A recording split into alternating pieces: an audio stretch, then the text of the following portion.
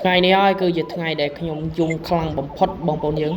ដែលខ្ញុំត្រូវបាត់បងប្អូនជាទីស្រឡាញ់របស់ខ្ញុំខ្លាំងបំផុតនៅក្នុងមួយជីវិតរបស់ខ្ញុំនេះហើយបងប្អូនរបស់ខ្ញុំគឺមានឈ្មោះថាសាវរិនបងប្អូនយើងហើយដំណើរដើមតងនៃគ្រោះថ្នាក់របស់គាត់ហ្នឹងគឺបណ្ដាលមកពីការឆក់ខ្សែភ្លើងអញ្ចឹងបងប្អូនយើងកុំឲ្យដូចខ្ញុំកុំឲ្យដូចប្អូនរបស់ខ្ញុំគឺខ្ញុំមានតែពាក្យថាសោកស្ដាយហើយចូលរួមលេចទុកខ្លាំងមែនទែនចំពោះប្អូនរបស់ខ្ញុំព្រោះថាខ្ញុំស្រឡាញ់ប្អូនខ្ញុំខ្លាំងមែនទែននៅក្នុងភូមិនេះគឺ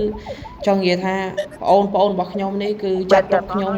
គឺជារៀមច្បងម្នាក់ដែលតែងតែបដៅណែនាំទូមានប្អូនរបស់ខ្ញុំឥឡូវនេះគឺខ្ញុំបានបាត់បង់ប្អូនជាទីស្រឡាញ់របស់ខ្ញុំខ្លាំងមែនទែនហើយខ្ញុំធ្វើវីដេអូនេះគឺម៉ោង12យប់បងប្អូនយើងហើយឥឡូវនេះគឺជិតដល់ថ្ងៃ100ថ្ងៃបងប្អូនរបស់ខ្ញុំហើយ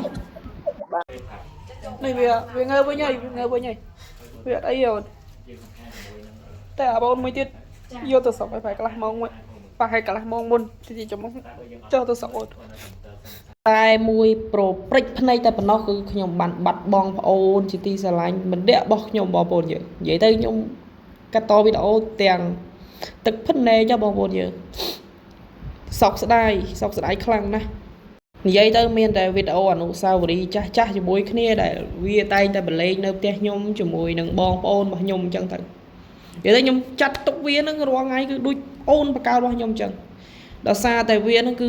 ធ្វើការជាមួយខ្ញុំធ្វើការជាមួយប្អូនខ្ញុំមកលេងផ្ទះខ្ញុំមកនៅតែផ្ទះខ្ញុំដូចអូនបង្កើតអញ្ចឹងបងប្អូនយើងហើយសល់តែវីដេអូអនុស្សាវរីយ៍ទេគឺវានៅខាងក្រោយរបស់ប្អូនបង្កើតរបស់ខ្ញុំនឹងបងប្អូន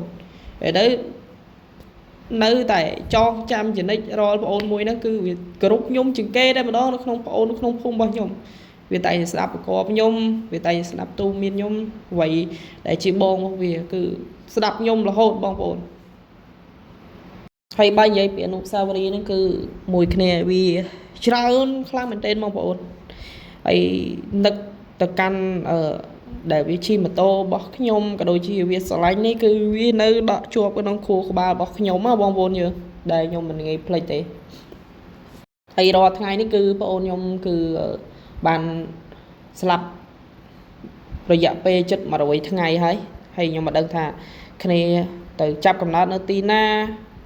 ឬក៏កើតនៅទីណាទេបើសិនជាប្អូនម្នាក់នេះបានឮសំឡេងរបស់បងហ្នឹងហើយជួយបញ្យល់សពប្រាប់បងផង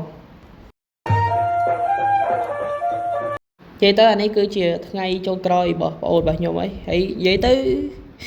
ក្នុងនាមបងជាបងប្រុសរបស់ឯងបងពិតជានឹកឯងខ្លាំងណា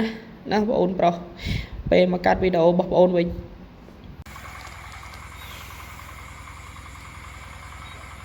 ហើយនិយាយទៅគឺមានមិត្តសម្លាញ់ឬក៏បងប្អូនក្នុងភូមិនោះគឺមកចូលរួមខ្លាំងមែនតើក្នុងថ្ងៃហ្នឹង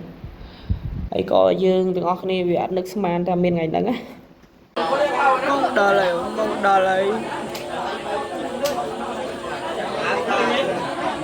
និយាយទៅខ្ញុំអត់ចង់កាត់តវីដេអូមកនេះប៉ុន្តែខ្ញុំវានឹកឃើញអនុស្សាវរីយ៍ច្រើនជាមួយនឹងបងប្អូនខ្ញុំបងប្អូនយើងហើយខ្ញុំជឿថាក៏មានបងប្អូនច្រើនដែលបានបាត់បង់មនុស្សជាទីស្រឡាញ់ដូចខ្ញុំដែរនិយាយទៅដល់សល់តែរូបភាពអនុស្សាវរីយ៍អញ្ចឹងបងប្អូនយើងគឺបានត្រឹមតែសោកស្ដាយ